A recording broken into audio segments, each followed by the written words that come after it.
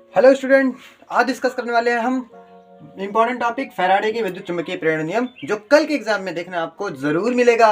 Class 10th board के exam में जरूर आएगा भैया ये क्वेश्चन। रट लो रट लो रट लो, याद करके जाओ। जो फेल होने वाले हो जल्दी से पढ़ के पास हो जाओ। इन्हीं के लिए वीडियो बना रहा हूँ क्योंकि इंपॉर्टेंट है। अगर जो पढ़े हैं तो दोबारा से रिवाइज कर लें, बहुत अच्छी बात है। चलिए स्टार्ट कर देते हैं, जल्दी से बताते हैं। और देखना कल के एग्जाम में यही वाला क्वेश्चन नहीं आया तो बताना। सारे बोर्ड में लगभग फैराडे के नियम का क्वेश्चन जरूर आएगा। ये इंपॉर्टेंट टॉपिक है, फैराडे के विद्युत चुंबकीय प्रेरण नियम। स्टार्ट करते हैं। जब किसी कुंडली से बद्ध चुंबकीय फ्लक्स में परिवर्तन होता है तो कुंडली में एक प्रेरित विद्युत वाहक बल उत्पन्न होता है, जिसके कारण कुंडली में विद्युत धारा उत्पन्न होती है। इस घटना को विद्युत चुंबकीय प्रेरण कहते हैं।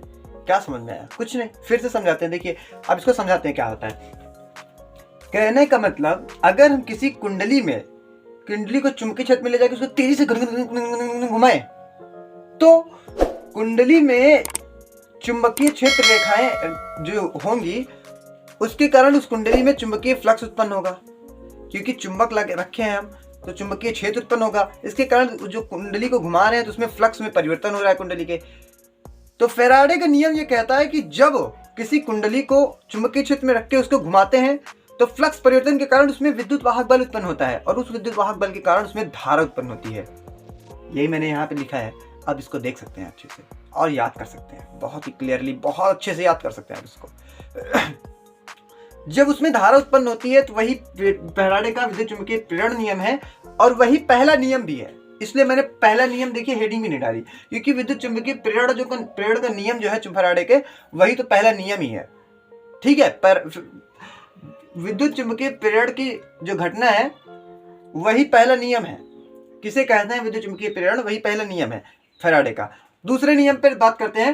ये तो बोर्ड एग्जाम के लिए पहला नियम ज्यादा इंपॉर्टेंट है, इसके लिए दूसरा भी मैंने लिख दिया है कि आप दूसरा भी जानते रहें और लिख दें अगर आए तो। ठीक। द्वितीय नियम कहता है कुंडली से उत्पन्न, पहला नियम बताता है कि धारा उत्पन्न होती है, विद्युत वाहक बल उत्पन्न होता है। दूसरा नियम बताता है कितना उत्पन्न होता है। देखिए, कुंडली से उत्पन्न विद्युत वाहक बल, कुंडली में जो विद्युत वाहक बल उत्पन्न हुआ था वो जो है फ्लक्स परिवर्तन, जितनी ज्यादा फ्लक्स होगा उतनी ज्यादा धारा होगी, मतलब उसके समानुपाती होता है। ऋणात्मक दर के इसलिए लिखा है क्योंकि जो ये समानुपाती होता है और समानुपाती का निशान हटाते हैं तो एक कांस्टेंट आता है जो निगेटिव है। निगेटिव साइन सिर्फ ये बता रहा है कि क्या है, निगेटिव साइन सिर्फ ये बता रहा है कि यहाँ पे धारा उत्पन्न हुई, विद्युत वाहक बल उत्पन्न हुआ है। जो विद्युत वाहक बल है वो धारा के बढ़ने और घटने दोनों का विरोध करता है।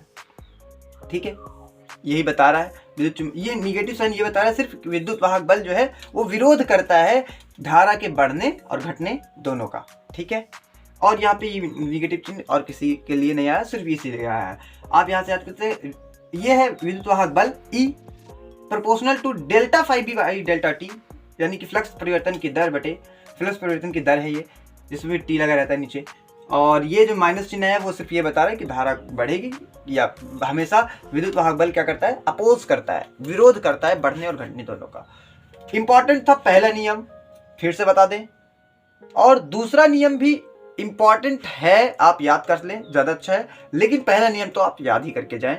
कल के बोर्ड एग्जाम में इंपॉर्टेंट है, याद आ सकता है पेपर में। थैंक यू, और मिलते हैं नेक्स्ट वीडियो में, इसमें हम और भी इंपॉर्टेंट क्वेश्चन करेंगे इसके बाद। All the best. आप चाहें तो हमारी प्लेलिस्ट में जाकर देख सकते हैं, हमने बहुत सारे वीडियोस इंपॉर्टेंट के बना रखे हैं। अगर उतना पढ़ के चले जाएंगे आप तो लगभग आपको 40 नंबर से ऊपर का ही मिल जाएगा 70 में से। ठीक है, thanks for watching, all the best.